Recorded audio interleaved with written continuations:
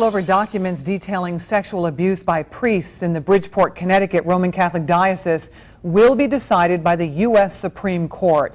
The diocese wants the papers to remain sealed, but victims want them aired in public. NECN's Brian Burnell joins us now from Hartford with the story. Brian. Karen, it was back in 2001 that the diocese settled 23 lawsuits that were connected to priests sexually abusing children. Now, these documents we're talking about, and there are literally thousands of pages, they were connected to those lawsuits, and they detail what went on and how the church handled or didn't handle the situation. Sharon C. was sexually abused by Reverend Raymond Pacholka when she was a child. She filed suit against the Bridgeport, Connecticut Roman Catholic Diocese in 1993. Her suit, with 22 others, was settled in 2001. Some 12,000 pages of documents were sealed by the court before the settlement. They include depositions by victims telling their stories and detail how the diocese, specifically then Bishop Edward Egan, handled pedophile priests. Victims claim he moved abusive priests from parish to parish and tried to cover up the problem.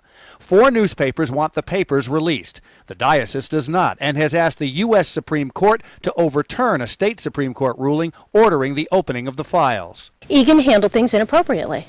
And as in anyone who handles something inappropriately, I think he needs to be able to answer for his behavior.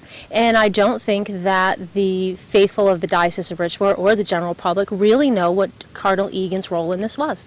Egan became Cardinal of New York before retiring. Bishop William Laurie took over and is overseeing the fight to keep these records secret.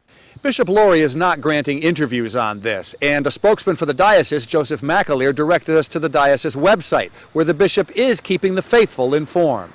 The diocese has said the First Amendment protects the confidentiality of internal documents. In a letter to the Catholic faithful on the website, Bishop Laurie writes, "Aside from our compelling constitutional claim, pretrial documents are kept private for good reason. As these documents often include inaccurate, incomplete, or irrelevant information, the diocese is also pleading its case with an editorial in the Connecticut Post by Chancellor of the Diocese Nancy Matthews.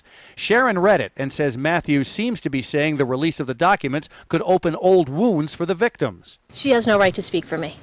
And what hurts me is the fact that the diocese continues to hide.